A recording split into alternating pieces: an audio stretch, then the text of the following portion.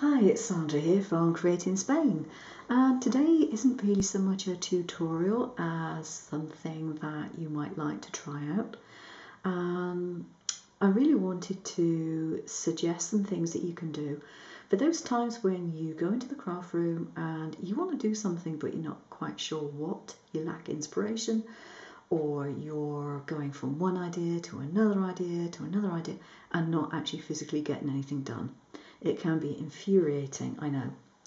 Okay, so one of the things I like to do when I get those times is make the most of the time slot I've allocated by either tidying up the craft room, because it does get untidy, reorganising things, or perhaps organising things that weren't organised to start with. I do like to be tidy. I am not the world's worst neat freak, I confess, but I do like to be reasonably tidy. I find it very difficult to work if my area is crowded with bits and pieces and things. Nearly always tidy up before I start working. But these ideas are things that will help you in your crafting when you get going. Now, one of the things which is quite important to do if you have paints and things like that is to do colour swatches.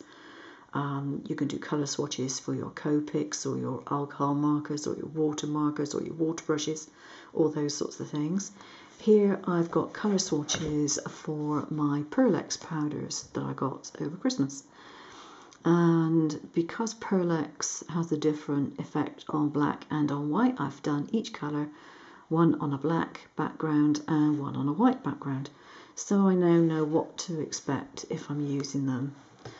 And that's quite a useful thing to have. One of the other things which is quite useful to have are samples of text.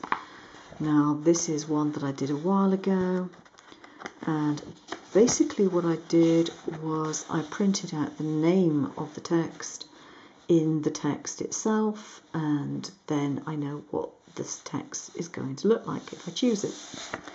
And some of these I use so regularly that I don't any longer need to refer to it, but others I do.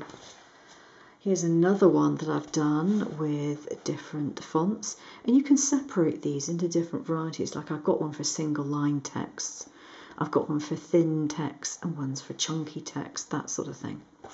And this is a relatively thin line text page. I've got some others which you can probably see a bit easier on the other side. Now, one thing that I do find myself doing, or have done certainly in the past when I've gone to make a card, I've gone to put a sentiment on the front of it, and I wanted the sentiment to be cut out. And I've got probably more fonts than I would care to number on my computer. And so choosing a font to do a specific job is pretty nightmarish. And that means that I tend to go for the same fonts over and over again because it's easy, they're predictable, I know what they're going to come out like. So I decided it would be a sensible thing to do, and I've gone for script fonts in this particular case because that was what I was interested in, to make a sample board up. And I've done that by cutting out the various fonts in, it happens to be photographic glossy card. And I've cut it out in that because if it cuts out of that stuff, then I can probably cut out anything else that I want to cut with it. If you cut it out in card, you can certainly cut it in vinyl. If you cut it in vinyl, you won't necessarily be able to cut it in card.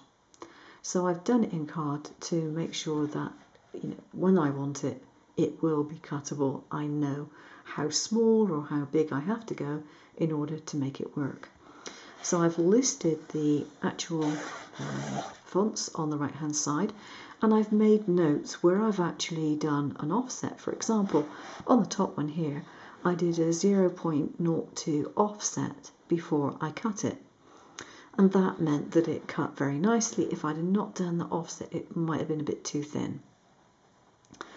And I've got another one, for example, down here, which is called Darlston. And that one I've got a 0.02 offset on as well. Now, Other things to note when you're doing script fonts is whether any of the letters are actually not joined up. Because all I've done with some of these, like this one, which is KG Eyes Wide Open, all I've actually done with that one is selected it, ungrouped it, and unionized the path. And everything is then all joined up because the letters, when they're typed, overlap anyway. But if you look at this one up here, for example, which is Jennifer Lynn, the B and the E are separate, whereas the Happy has the P and the Y separate on the end of it. They're not automatically joined up. Now sometimes that doesn't make any difference, but depending on what I want to do with the word, if for example I wanted to cut this out and then to emboss it, that would be a pain because I'd have 1, 2, 3, 4, 5 pieces of embossing to do. Could I be bothered? Probably not. Whereas if I did this one, I would only have the 2 pieces of embossing to do. So you can do that with either your favourite fonts or the ones that you think should become your favourites.